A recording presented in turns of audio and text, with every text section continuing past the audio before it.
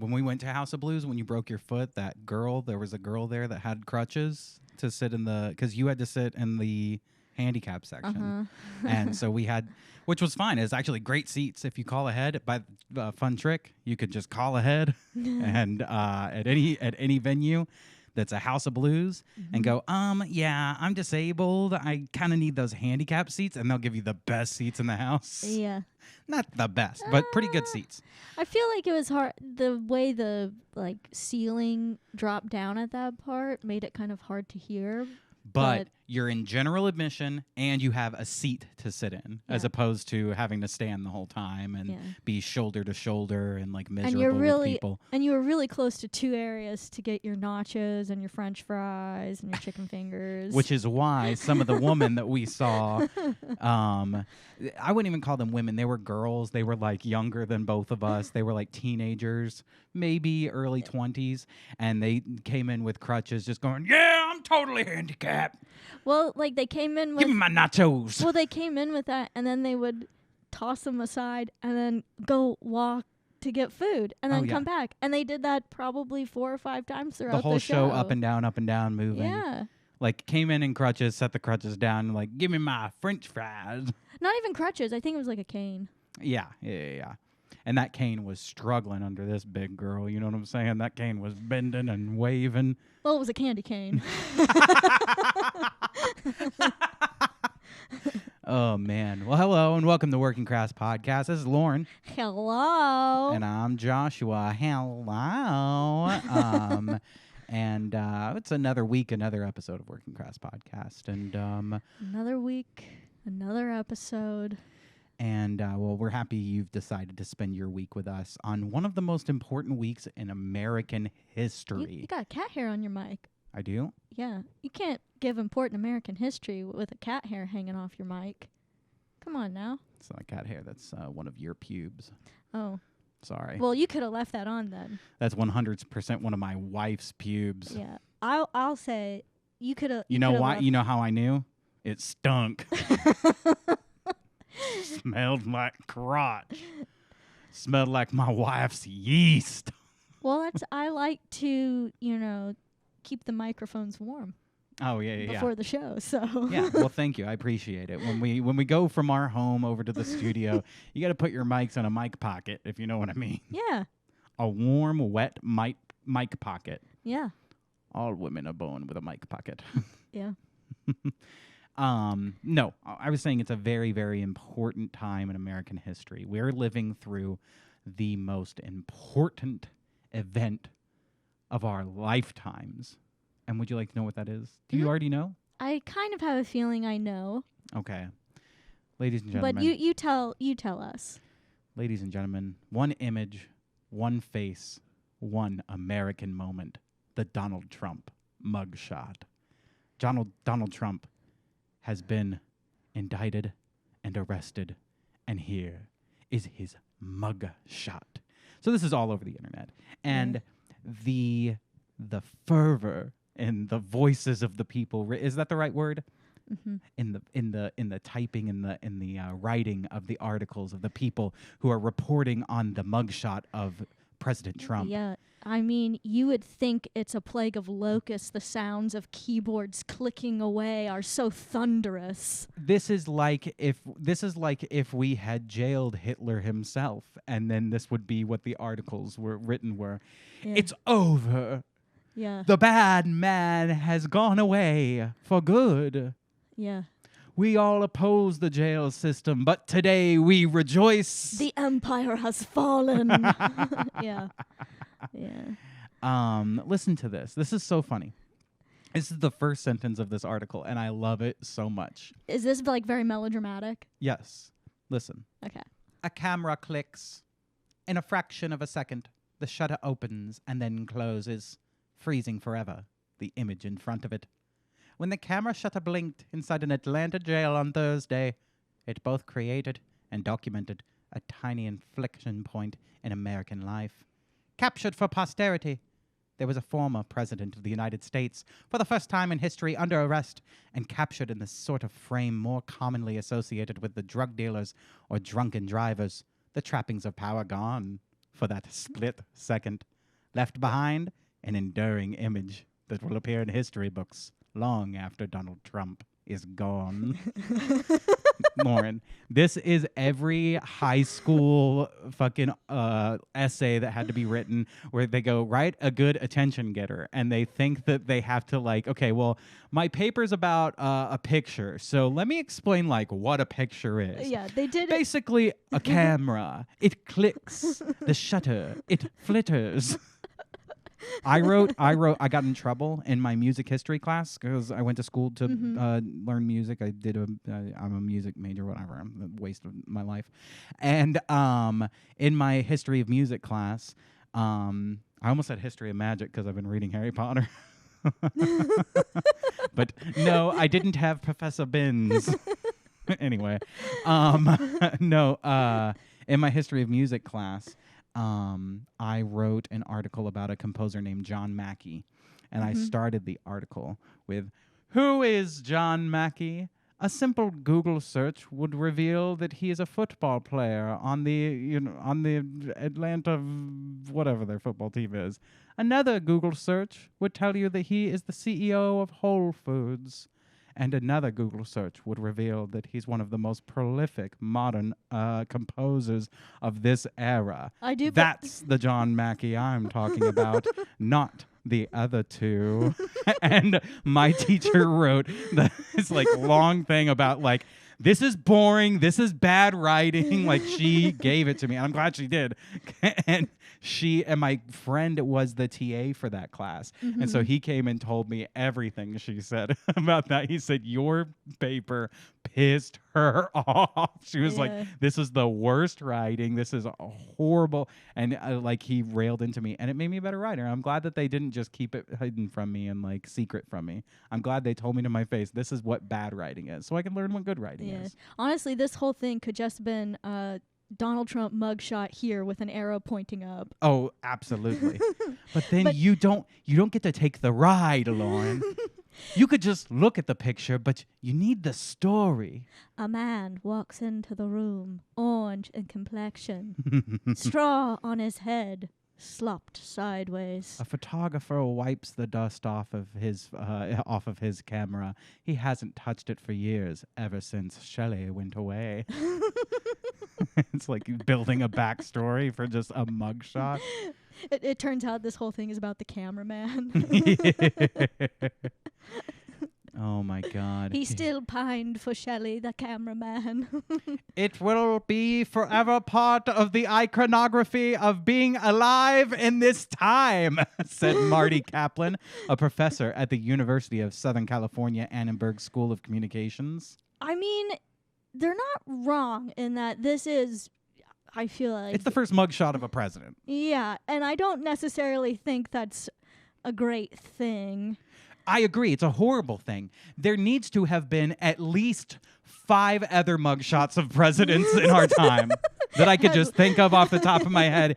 Every year we should have mugshots of former presidents with all of the crimes that they commit. Why I feel like at least like, I don't know, 8 to 10 politicians like every month should have a mugshot taken. It almost should be that when you send in your application to be a politician, you just send your mugshot so that then that way they can pick. It's like your headshot. Yeah. No, I think you're absolutely right. The only thing that should qualify you for a position of power in this country is a fucking mugshot.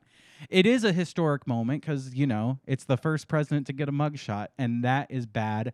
Some people think it's bad because he's so bad. I think it's bad because it's long overdue for all presidents. But it's not being applied evenly. Yeah. Nowhere near evenly. I mean, no, because all the other criminals are out free. Right, for sure. But not only that, but like, I don't know, these charges for Trump, like whatever. I mean, they're all criminals. Like, I'm not surprised when anybody's a criminal. When a politician is a criminal, no doy. But I don't know, the shit that they get. I mean, haven't they indicted him like 5 times? Isn't this like the 100th? Also, like, is he in jail right now? I'm pretty sure he's like on a plane back with some McDonald's, like on his way back home now. Yeah. I mean, I think he It's like there is no such thing. Like, you can't hold these powerful people accountable. That's impossible. I think they gave him bail, but I think there is a story that because they arrested not just him, they arrested like his entire legal team. Yeah. Pretty much anybody associated with him was arrested as well. Yeah. But I think he was given bail, and then other people were not. I'm sorry, I got a little distracted in the bottom corner. It said, un la fotografa en historia. El Donaldo Trump. Even historic in Spanish. In the photo, In the photo, Trump confronts the camera in front of a bland gray backdrop, his eyes meeting the lens in an intense glare. He's wearing a blue suit, white shirt, and red tie. His shoulders squared, his head tilted slightly toward the camera. The sheriff's logo has been digitally added above his right shoulder. This is just in case anybody who's reading this is blind.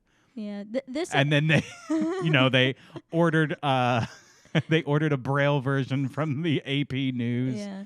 They have an audio version of the reading of this. Yeah. No, this is clearly someone just trying to meet the word count. 100%.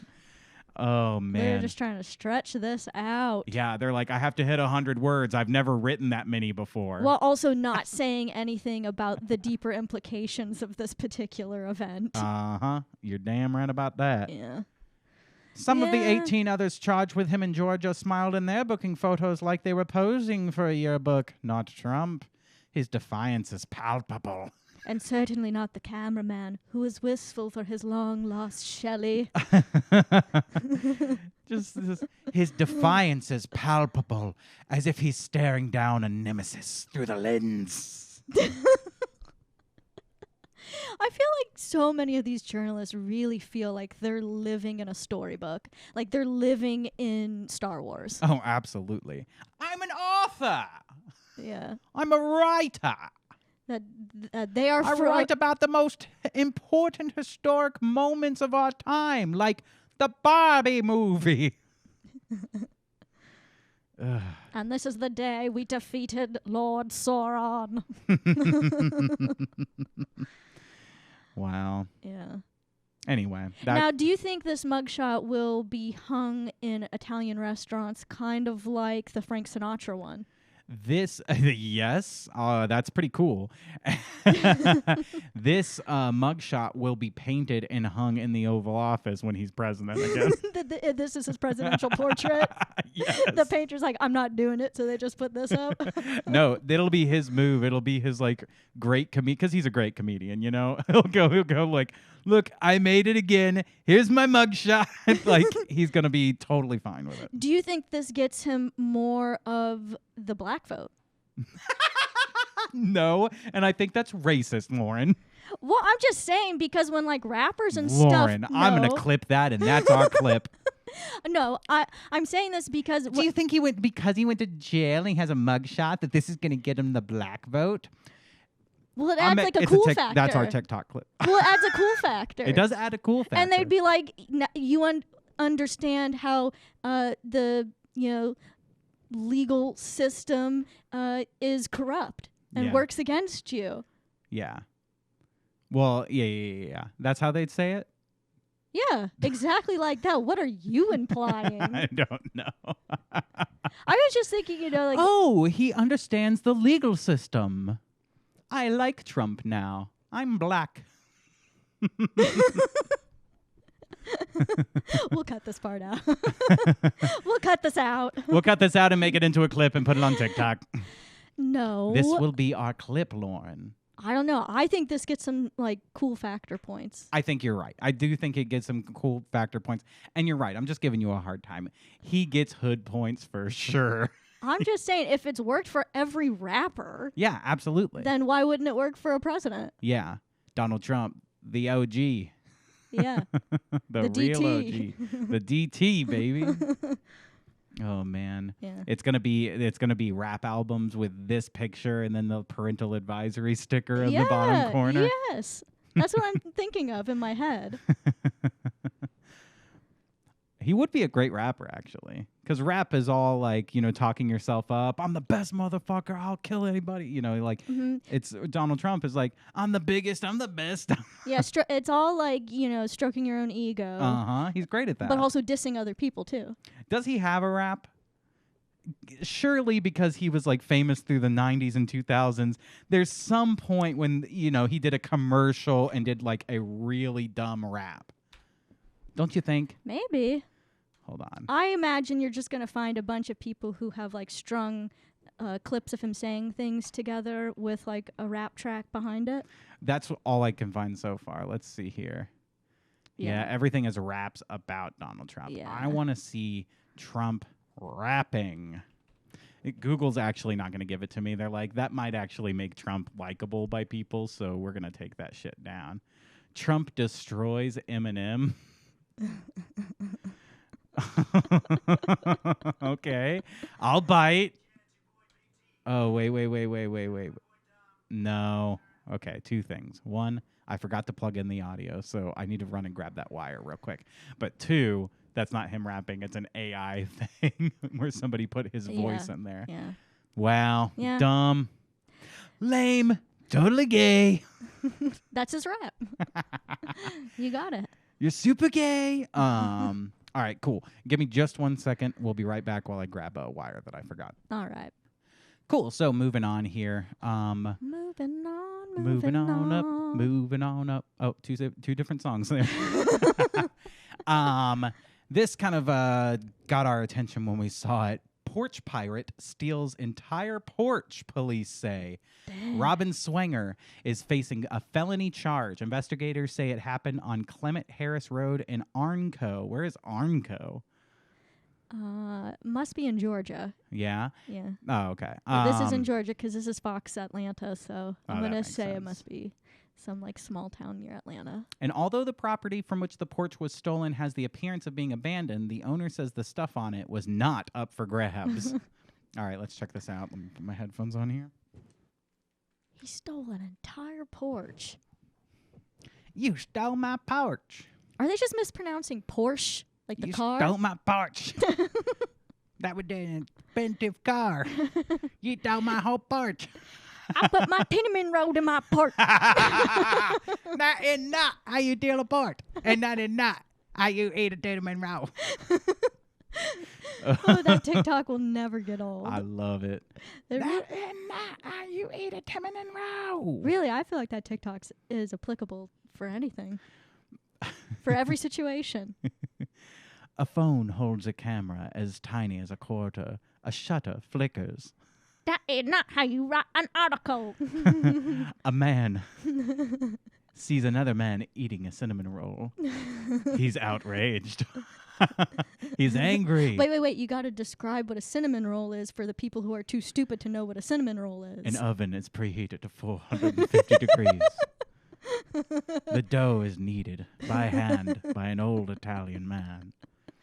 In the restaurant, above the Italian man, sits a photograph of a former president of the United States of America. Iconography of this current time that we live in today, that is now and here. And all-knowing history. Anyway, so let's take a look at this porch stealer. That was great. Porch stealing man. Well, we need sound, don't we? Don't we need a little sound? We need a little sound. Get a little sound in here. All we need is a little sound. I know. And maybe that porch will be found. And maybe that porch will be found. Boom.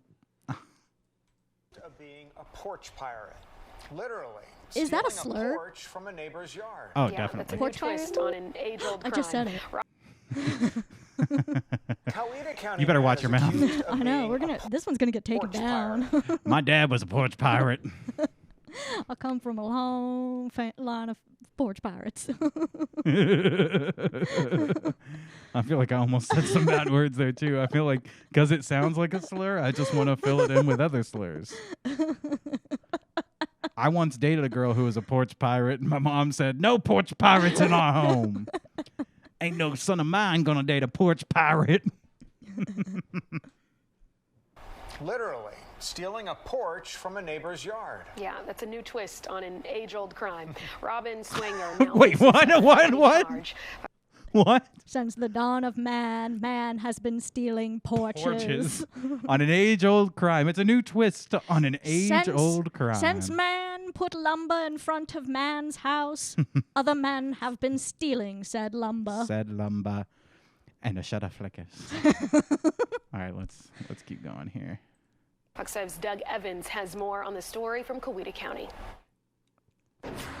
Investigators say it happened on Clement Harris Road in Armco, and although the property has the appearance of being abandoned, they say the stuff on it was not up for grabs.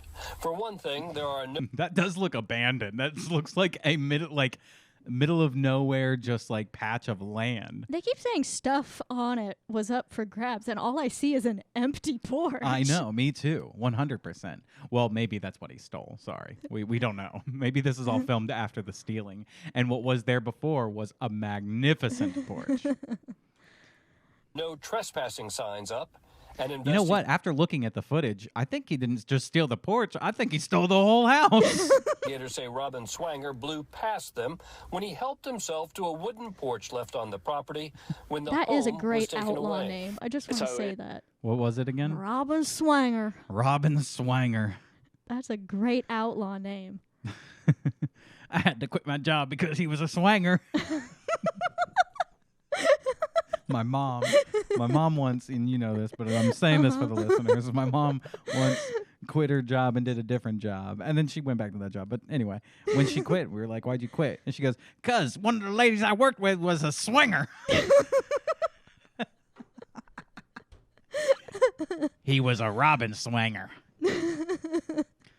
Oh my God, a Robin Swanger. Yeah, this is the perfect name.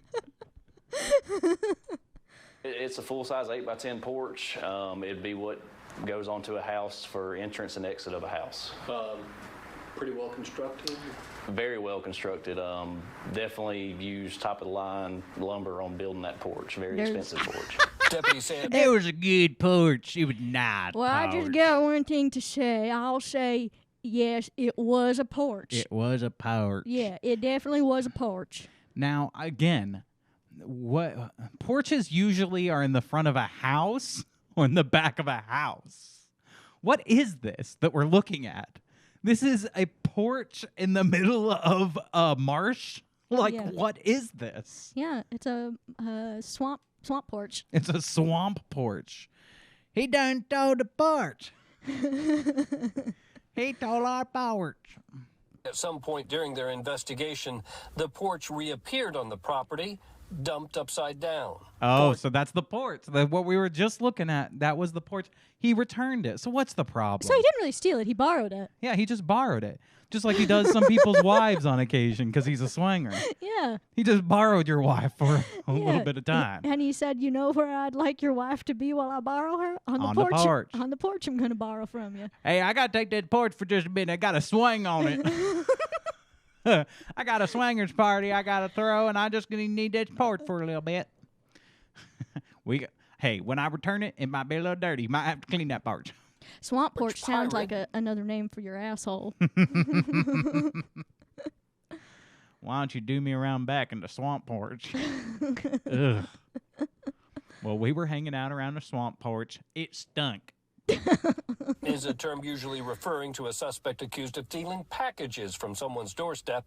Investigators have dubbed Swanger a literal porch pirate for the theft, which has earned him a felony charge. I mean, you're so right. I can't get over. His name is Robin Swanger. He's a robber.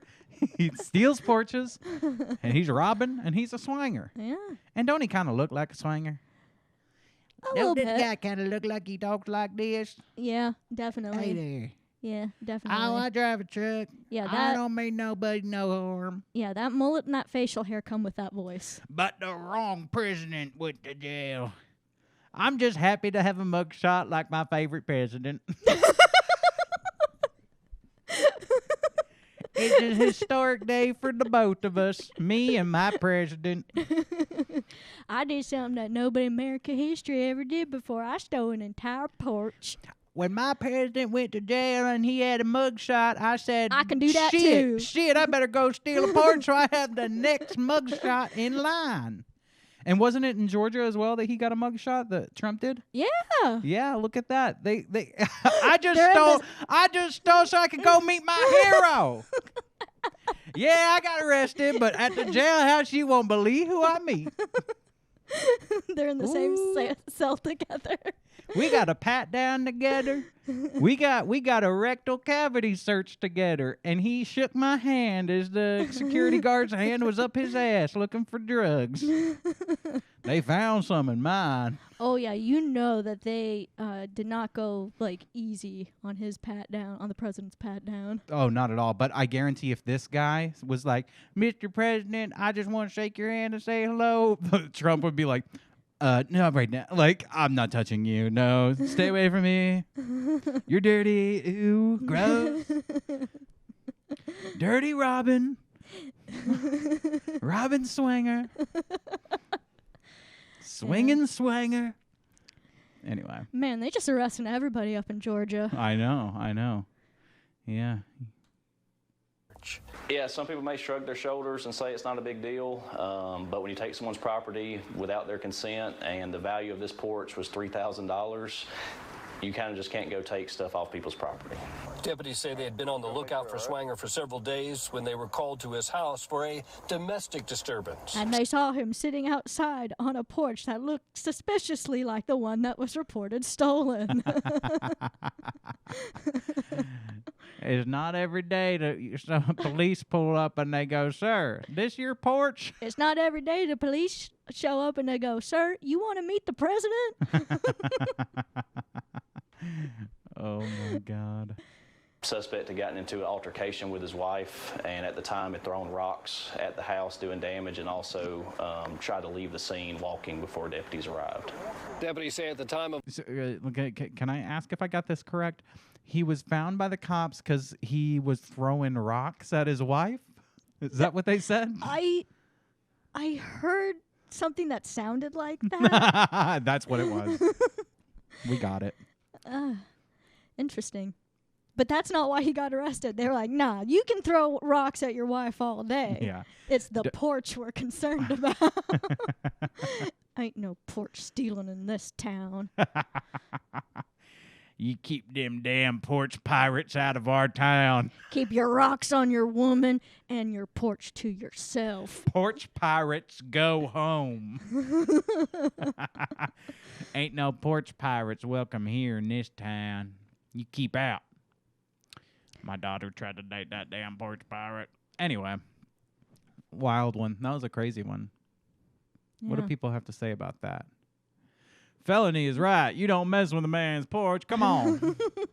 Come on. Leave the man's porch alone. But yeah, good on him. I bet he got to meet the president, you know? Yeah. Isn't that great? Yeah. But I just wish he could meet all of the presidents because I wish they were all in jail. Mm-hmm. Yeah. Cool. Yep. Well, this next one might make you mad, and it makes me a little mad. But, you know, I just felt like we had to talk about it because it is something that we would probably talk about. Using homophobic slurs in Brazil is now punishable by up to 5 years in prison. 5 years? It's a constitutional imperative to protect LGBTQ plus Brazilians under the law, according to lead judge Edson Fachin. I don't know if I'm saying that right. Can you say that in, like, Spanish? Well, it'd be Portuguese. Oh, sorry. Fachin. I don't know. Brazil. Cidade maravilhosa, cheia de encantos mil. Cidade maravilhosa, coração mil Brasil. What? I didn't say. Hey, I'm in America. They can't prosecute me. But here's the comments. But YouTube can definitely take this down. and I can bleep things too, and they don't ever have to know what I said. I'll bleep it. Don't worry. Anyway, it was Porch check out Pirate. these comments. So this is an American page, Impact. We've looked at some things from Impact before. This is America, take notes. You like that? How you feel about that? How you feel about your fellow Americans going, America, take notes? Come on. Let's get these anti-free speech laws in action. Let's keep them going. I think it's just... Can we bring this to the U.S.? Because a lot of these Trump bros are getting way too comfortable using slurs. Words equal violence. I mean, this is like if somebody who's a parody of a person went and wrote just to make me mad. Yeah, if they were just like bots designed to like spit out platitudes from like leftist type peoples. Social justice people, yeah. Can we start censoring, freedom of speech in our country, please? Words equal violence. Lauren, do you think words equal violence? Absolutely. I say send all of the word pirates to the gulag, lock them up, and throw away the key because they don't deserve to live. Yep. Win Brazil. Now, are they going to arrest, like, if a gay person says the slur? A lot of people were commenting that. This person's like, you realize that if you're in support of this, then you're 100% authoritarian. Absolutely. I agree. Like, this is an authoritarian measure. Yes, 100%. This is authoritarian. This is punishing people's speech. This is policing people's speech, hands down. And it's 5 years in prison. They're imprisoning people for 5. And correct, like... So what people were saying was like, well, no, it's only when it's used in a discriminatory way. But how do you know that? You're not the one enforcing it. You know what I'm saying? As soon as this law is enacted, you can say, oh, well, it's only going to be people who use it in a discriminatory way. No. Now, anytime any public official, any kind of person with power wants to prosecute someone, they'll fit it into the narrative of a homophobic slur or whatever's next. This will just be the first thing. This will be like, well, we had hate speech laws for this, and now let's add some hate speech laws for that and that. Because that's always the argument, too. When somebody's like, oh, let's try out this new hate speech law, somebody go, well, we shouldn't do that because that's a violation of our freedom of speech. And the argument will be, well, we already have this, so... Yeah, and I'm going to imagine that, like, this probably targets working class 100% people way more than it is anybody else. 100%. Like it probably targets the working Crass fan base pretty heavily too, if you know what I mean. Yeah, no, I just think this is going to it targets the hosts of Working Crass podcasts and their private lives too. Absolutely. No, I think it will definitely disproportionately affect. What if we want to go to Brazil with Byron? What are we going to call him there?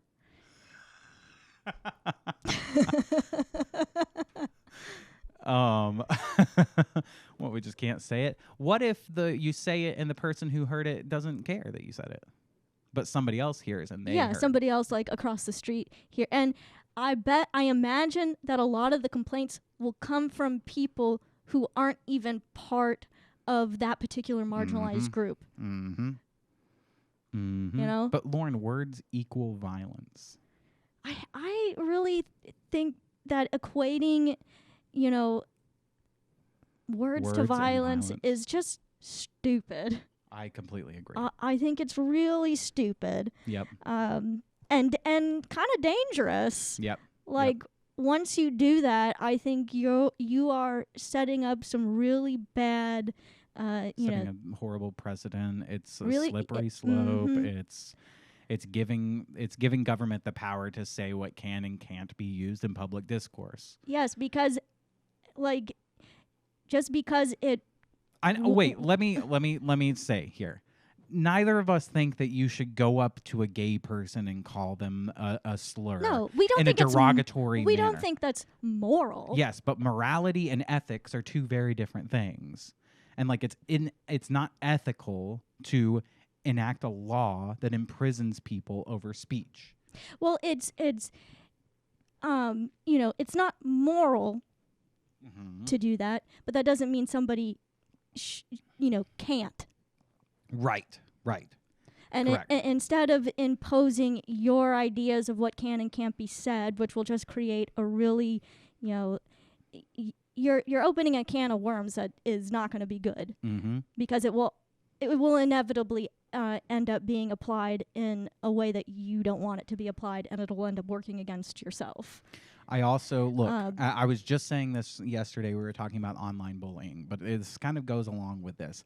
People are not fragile. People are anti-fragile. People have the ability, human beings have the ability to build a resilience to the things that hurt them or the things that make them feel bad. And that includes words. Some people cannot build a resilience to physical violence. That's why words aren't violence, because physical violence is violence. Physical acts are violence. Because there's people who have physical advantages over other people. And if I were to just start beating the shit out of you, you are much smaller than me. You don't have the ability to protect yourself. That's why we have laws against physical violence and acts of violence.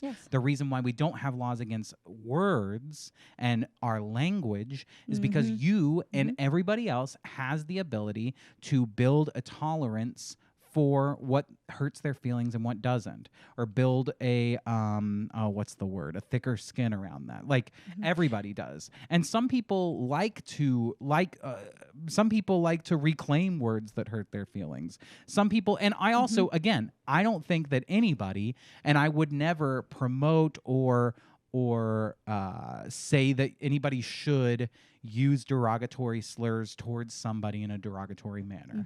I think that that's awful. It's a horrible thing to do. I don't think they should go to jail. Sorry. Yeah, no, I don't. I think we should be. I think we crazy. should focus, because it's gonna happen. There's always people that are gonna say mean things, especially on the internet where everybody is anonymous, and that's just there's that side of. If we're gonna start jailing people over saying mean things, then women just cannot participate in public life anymore, because that's all they do is say mean things. That's like their only negotiating tactic, and their only arguing tactic is saying mean things to hurt the other person's feelings. But not just women. This will be if saying mean things and saying derogatory things and saying like things that other people might consider immoral. There is not a human on this earth that hasn't said something that wouldn't hurt somebody else. Exactly. So every single one of us would be guilty of doing something, even if, because there's plenty of things that you say that to you feel innocuous, but to somebody else, they don't see it that way. So we should focus less on policing everybody's actions and words, and focus on yourself focus on and how empowering the individual to overcome other people's actions and words, and how you choose to react. Yes. In those situations. Yep. No, I agree. Yep. I'm sorry, I'm so tongue-tied today. No, it's okay. I am a little bit too, but I think this is important. Even though we have a comedy podcast and we prefer to make ha-has, when I saw this upset me. Like, this is horrible. This should be and it's not even this specifically. It was the comments of, "This is America, take notes." It's that we live amongst people who think that this is a great idea to take, people's inherent rights away from them. And it's like, no, I'm not complaining that I can't use, a word against somebody in a derogatory manner. It's that this then will be used to jail anybody who's a political opponent, because their speech can be deemed hateful. Once you say that one person's speech can be deemed hateful, then it's just a matter of time before other people get to go, "Oh, but what about me too? No one can say anything about me either, or anything that hurts my feelings either." Or our group. If their group gets laws, then my group wants laws. Okay, now their group got laws, now my group wants laws, and before you know it, my cause, my movement, my thing. Correct. And before you know it, it's you can't say anything about anybody's group or you're going to jail. And especially if a political party has access to that power, everything is going to be, any criticism of our decisions while in power is hate speech against this or this or this or this. And people will cynically apply the rules. Yes. To target people that they're against. Yes, absolutely. If there is a rule on the books to oppress people, it will be used to oppress people. 100%. Yeah. If it keeps somebody else in power or keeps somebody helps maintain somebody's ability to maintain power. Yeah. Anyway. Yeah. So sorry to bring the mood down, okay? Yeah. I thought it was important to talk about. I mean, the guy who stole an entire porch, he didn't even get that long of a jail sentence. Yep. LGBTQ plus people deserve to exist as their authentic selves without being the target of hate speech, violence, discrimination, or hate crimes. I agree with violence. I agree with discrimination in certain instances. Mm-hmm. And I agree that, hate crimes, they shouldn't be a target of. Hate speech, sorry. Deserve to exist without being the target of hate speech? No. That's not a right that is like given to you by the government. Well, it's not a right that anybody really has to have, be free of having people say things that also, are the hurtful. term hate speech is so vague. It can be applied to such a wide array of things that we can't just say, this is what specifically hate speech is. Yeah, because for a lot of Anything people, can the be. threshold for that is anything that Criticizes. anything that criticizes me. Yep. Which is like, It's like, well, sometimes people need to be critiqued. Sometimes you might be doing something that warrants a critique. Also, LGBTQ plus people don't want hate speech to be outlawed because they love using hate speech against anybody who disagrees with them or anybody who's not in their in-group. All of these groups do.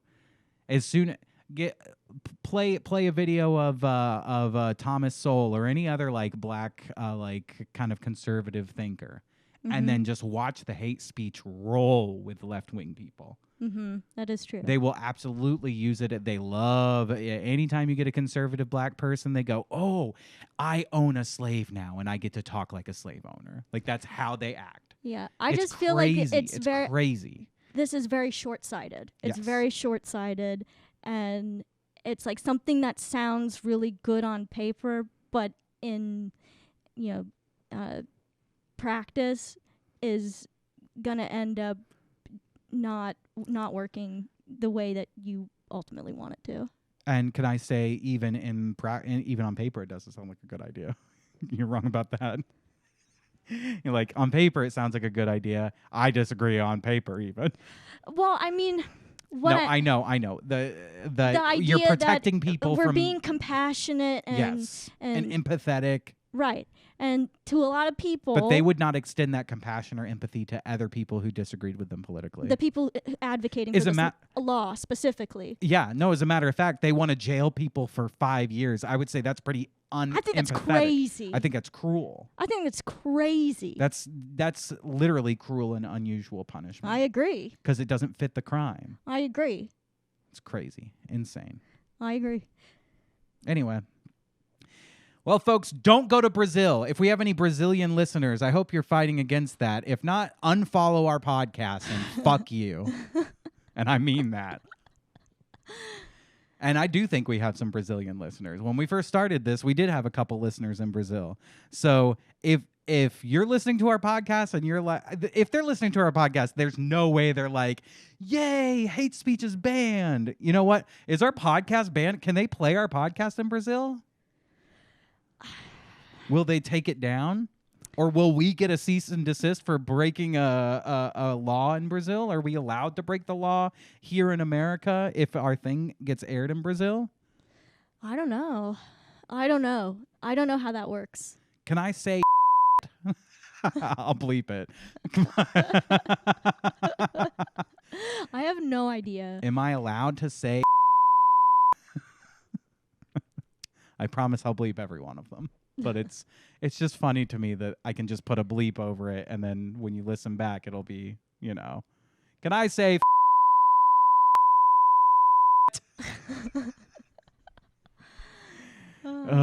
sorry. Anyway, we're going to wrap this episode up with an Am I the Asshole? But before we wrap it up, I do want to let you know that our Patreon is officially here. Look, we're probably you've listened to this podcast already so far. You've listened to this for about 45 minutes now. you get it. We're probably going to get taken down off the internet at some point soon. This shit that we're doing, it's hard to monetize. It's not like we're going to, once we're able to monetize our YouTube, it's not like they're going to let us. They're going to take every single video and demonetize it over the things that we say. If you watch this podcast regularly or you listen to it regularly, you listen to it because you know that we're just being our authentic selves and speaking our truth. We don't claim to know all the answers to anything. We're just trying to give you something that's authentic.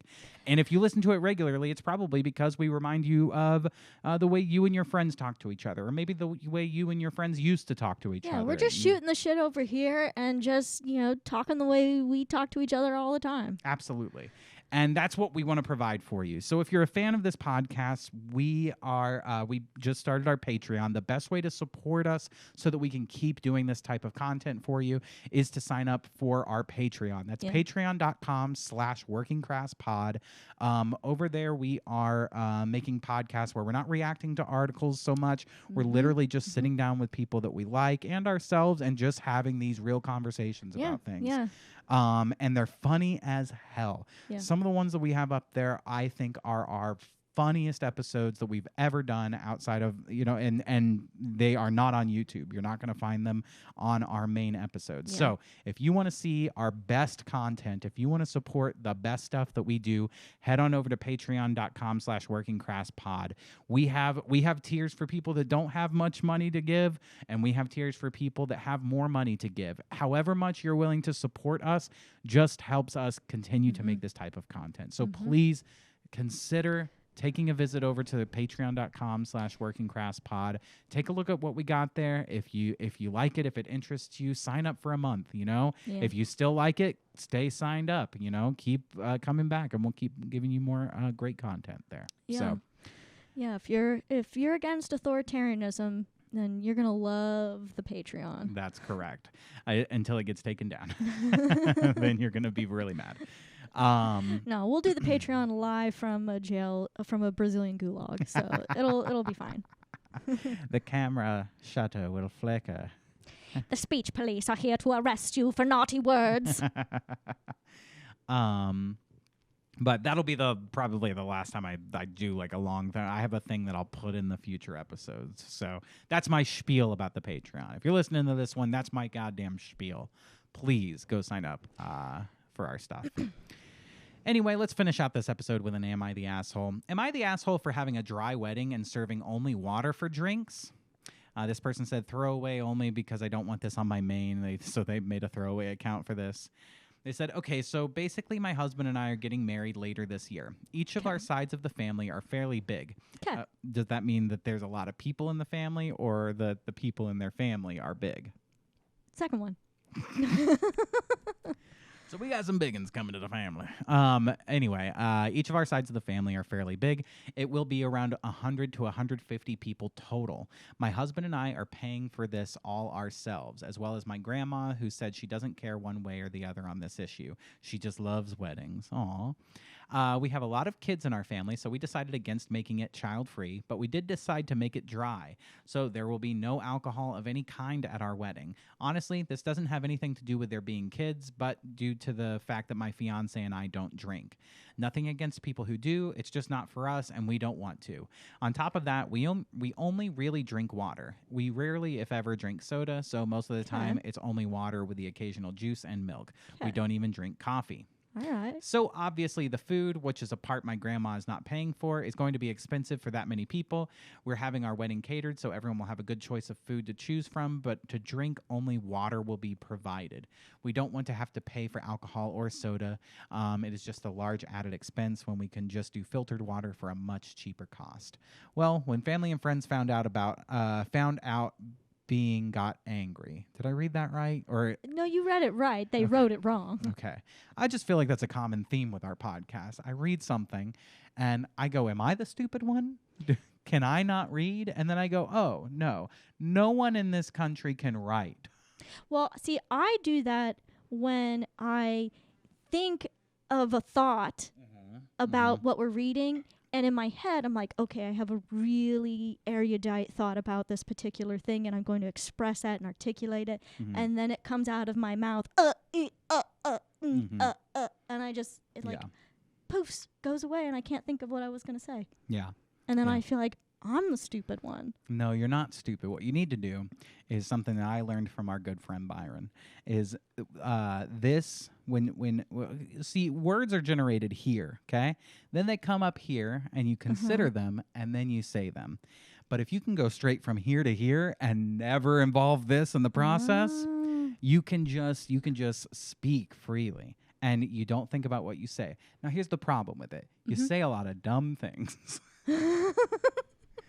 It just comes out, and you make a lot of mistakes, and you say something, you sound really stupid. You say something wrong, but But then you're not worried about it. You're not worried about it. You don't even think about it. You don't even notice until someone goes, "Hey, what you said is stupid." Until and you go, "Oh." Yeah, you don't even worry about it until you get 100 people commenting on your video calling you an idiot. Yeah, or telling you you're a bad Jew. Yeah, that too. All right, anyway. Which they're all correct. Well, when family and friends found out, they got angry. Some didn't really care, but some are really upset about it, saying that I can just have an open bar so I don't have to pay for drinks. We could, but still have to pay for the bartender, and we really don't want to bother with alcohol there. Or we should just at least have soda because how can we expect everyone to drink only water? The kids will be upset. The wedding will be boring. That is not how weddings work, etc. Okay, all of those needed quotes. He's quoting the family members, but god damn, it's so confusing to read that. Yeah. So am I the asshole? I didn't think this would be a problem. It's only water. I mean, don't most people drink water every day anyway? Should we pay the extra to have soda to make the family happy? What do you think about this, Lauren? Before we go to any of the things, are they the asshole? I know what I think already. I could start if you want. Honestly, I'm like, it's their wedding. If they don't want to provide other types of drinks, they don't have to. I think people who are invited to a wedding are lucky to have been invited and should appreciate what is there. Sounds like they're going to get free food. Yeah, and it's like, so what? Just go at night drinking water. Yeah. After you leave the wedding, go home and drink as much alcohol and as much juice and soda as you want. Water's good for you. Like, well, I don't understand the problem. I just say beggars can't be choosers. Right. You know? Right. Like, you're not throwing. If you want other drinks, why don't you offer to pay for them then? Right. Exactly. Yeah, I completely agree. And if they're like, we don't want alcohol here, then respect their wishes. Yeah. It's not your wedding. Well, it ain't your wedding. They're like, my fiance and I don't drink. Nothing against people who do. It's just not for us, and we don't want to. That's, I think, a normal person out there. Like, that's crazy. I think people our age, I think this country, and nobody talks about it, has a huge alcoholic problem. Oh, yeah. I mean, we have so many fucking car accidents due to drunk drivers. I think this country has a big problem with telling other people they have a problem because they don't want to be like, everyone wants to go party. Everyone wants to go have fun. Every job I've ever had, almost every coworker is like, we're going to get drinks, and it'll be like a Tuesday night. Mm-hmm. Every like comedy club that we've ever gotten involved in, and comedians our age, it's like Monday night, hey, who's going drinking? Like, it's all every aspect of social life is based around when are we drinking, how quick are we going to get there to drink more, where are we going to go drink after we're done drinking. It's like, it's drink, and then every morning everyone I know is like, oh, I'm hungover and this is how I get over my hangover. It's like, doesn't anybody not drink? And usually when I meet somebody who's sober and like went to like AA or like has gone through addiction and sobriety, they're way more interesting than the people who, just drink. And I say that as somebody who has an addictive personality. I can get really addicted. I can build horrible habits, and I struggle to get over them, and I understand how difficult it is. I understand, though, when I'm in that, like, I dislike that about that's a bad thing about myself. That's not like something that needs to be celebrated. And if somebody were to tell me you have a problem with this thing, I go, I know, and I should change it. Like, but I think people our age, they have huge fucking alcoholic problems, and no one ever tells them. Like, their parents drink like crazy, all their friends drink like crazy, their own children drink like crazy.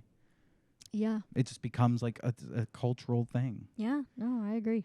I agree with that. And so what I think probably is the case here is everybody's going to think this couple is the asshole. They go, no alcohol? Why are they coming to the fucking wedding? Yeah. Yeah. I could only see, like, the people who are criticizing, the guests who are criticizing the couple for not providing other types of beverages if the only beverage served was something like clam juice. Right. You know what I mean? Like something just like nobody wants to drink that. I'll be honest, if this was our wedding, which it's not. Well, if this was our wedding, I think my family would have a big problem not drinking. Or at least my mom would be like, I need at least 3 Trulies. If y'all ain't going to drink, give me at least 3 Trulies. Our wedding was sponsored by Truly. But I think, I think this is fine, but I would probably at least opt to have soda. Like one other option other than water. You know what I'm saying? I mean, if you're going to have food and it's all catered, like water only is like, I don't know, like. Sure, if it was me, I would give another option just because I think people like having options. However, correct. It's their wedding. They can do what they want. If they only want to have one thing. Well, and if you don't want to go, don't go. Right. And if they're okay with that, then I say have your fucking wedding that way and just fuck it, Yeah, stop listening to all these, clucking hens. This person goes, I know that technically you could be in the right, but here's the thing about weddings. You have to get drunk at them. The marriage ceremony is for you and your fiance. The wedding is for everyone you've invited. It's an event that you're hosting, and not providing any drinks other than water makes you a bad host/hostess. Your wedding isn't about you. It's not about It's about me. It's about me and my ability to get wasted. Your wedding isn't your day. It's our day. It's our day, my dress. I'm sorry, I just completely disagree with the ceremony's for you guys, but the wedding is for all of the people you invited. It's like, no, it's all for the people getting married. Yeah. Yeah. I agree. It's all for the people getting married, and if they want to invite a bunch of people, that's on them. I say don't invite anyone and don't have a wedding. But, You know what? I'm going to take this back. Because at our wedding, you and I were like, let's just not do anything. And the reason why we did something was for the other people. For all of the other people. Mm-hmm. It's not about us. It was literally like, okay, we need to involve our families and a few close family members. Because if not, they're going to get upset. And they want to be a part of our celebration of our marriage. Yeah. And so that's why we did it. Was for them. So I could see that. See, that's how this podcast works. I'll say something. It came straight from the heart. Yeah. Didn't think about it at all. When it came out and it was in the air, I go, you know what?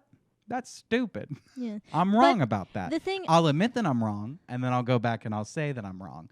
So, Yeah, but the difference between, I think, the way we thought about our thing was, I mean, I did hardly any planning. I just let my mom and my friend kind of decide things because I didn't care. Like neither you or I really cared about anything. Right. We were like, we're okay with anything. And so I think that frustrated the hell out of your mom and your friend. Was just but we need to know what you want. But I think the difference here is these people are really involved in planning their thing. Like they want something specific. Whereas we didn't care. Yep. You're the asshole, honestly. I fully support a dry wedding, but only water as a beverage is being a cheap host. I mean, yeah, it's a little cheap. Yeah. But, hey, they're allowed to be. Of course, the Jewish one on the podcast. I mean, it's a little cheap, but what's wrong with being cheap? What's wrong with that? Actually, I think it makes it a better wedding. I hope that in 20 years, everyone is still saying, you remember that wedding we had to smuggle in a 2-liter of Pepsi? Nobody has to smuggle in a 2-liter of Pepsi. You could just not drink Pepsi that night. Mm-hmm.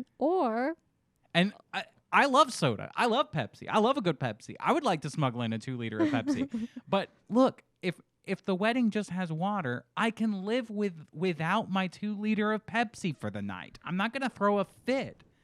You know what? It's so ironic to call this couple selfish. Like, it's selfish to be like, no, I need my drink. Water is all you need. Isn't that the Beatles song? Mm-hmm. Water's all you need. Water's all you need. Water's all you need. Water's all you need. Yeah. You're the asshole. I don't have anything against dry weddings, but surely you can offer something other than just water. Yeah, yeah. I get high with a little help from my water. Yeah. Yeah. Water. I need some water. What would you do if the wedding has no alcohol? Do you worry because you're an alcoholic? Anyway. Water. I need some water. Yeah. As someone who only drinks water and the occasional tea, you're the asshole. Not about making the wedding dry. That's perfectly fine. But damn, give people some options to drink. Some carbonated water, if anything. She's water, yeah, yeah, yeah. She's water, yeah, yeah, yeah. With a wedding like that, you know you should have rum. I wouldn't necessarily say you're the asshole, but your wedding sounds boring and I wouldn't want to go. Of course, it's a woman who wrote that. I just think people are rude. That is rude. I think it's rude. It's just like something like this. If this is all you have to say, don't comment. You're a bitch. I'm sorry. It's just mean. Like you just wanted to take a. I wouldn't necessarily say you're the asshole, but I felt the urge to comment anyway to tell you your wedding sounds boring and I don't want to go. It's like you're not invited. They don't know you. Fuck off. Who cares what you think? Why do we read this shit, Lauren? Why do we even go on the internet? Why do we even... This is a cesspool of morons. Why do we even do a podcast? Why do we even do... the way that we read these things on the internet, we may as well go to like a local high school, go to a special needs class and sit down with microphones and go, look at that guy over there. Let's make fun of what he's saying. Because that's basically what the internet is. Yeah. Yeah. All we're doing is making fun of the mentally challenged. I just think it's like... You're invited to someone else's thing. Just appreciate that you got an invite. Yep. And if you don't want to go, don't go. All I'm saying is appreciate the fact that you're alive. You never got carted onto trains and taken off to labor camps. You never had your porch stolen from you. You never had your porch stolen. You've never been in a mugshot. You've never been to jail.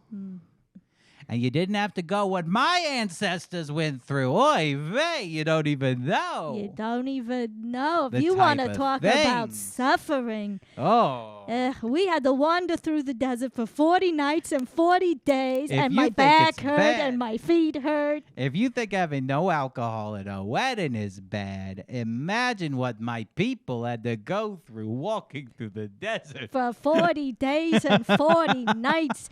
And your back hurt and your feet hurt. And I had gastrointestinal problems you wouldn't believe. Do you think Jewish people listen to our podcast and are like, I like this? I hope so. I would hope so. I mean, I'm a Jewish person. We're very popular in Jewish. I'm gonna make some little like stickers, and I'll pass them out at local temples. We'll see. At synagogues, I'll just go to like local synagogues and put up some little posters for Working Crass Podcast, and I'll put it's a hoot. I mean, I'm Jewish. And they go, hoot. I'm a Jewish person, and I like our podcast. Well, there we go. There's one. We got one. Ka-ching.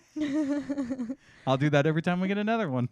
If you listen to our podcast and you're Jewish, leave a little Star of David in the comments so we know. And then I'll go, ka-ching. Yeah, if you listen to our podcast and you're Jewish, identify yourself in our comments. Make a list of all the Jewish fans that we have. Send it over to us just so we have a record. Yeah. Yeah, don't do that. Yeah. Cool. Well, what'd you learn today? I learned that I think if you don't serve water, if you don't serve alcohol, if you don't serve if you don't serve... Lauren, heart to mouth. Don't use your brain. Heart to mouth, heart to mouth, heart to mouth. Okay. If you only want to serve water at a wedding and nothing else, then you should be arrested for 5 years. There you go. You got it out. And that was good. That was very funny.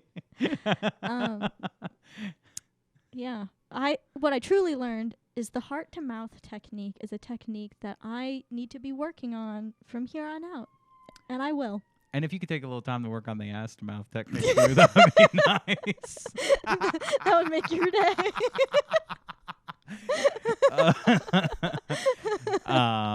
Look, I learned that there's one thing in this world that you sure as fuck can't be, and that's a porch pirate. Don't you go around walking around there being no porch pirate, stealing people's porches and eating people's cinnamon rolls. You got to stay away from people's private property. Are you going to stay away from people's private property? Folks, thanks for listening. Go check out our Patreon. Again, that's patreon.com/workingcrasspod. Support us on the things that we do. We love you. Thanks for listening every single week. We really, really appreciate it. Share our podcast. Get the word out there. We're trying to grow this motherfucker. Yeah. Goodbye. Bye.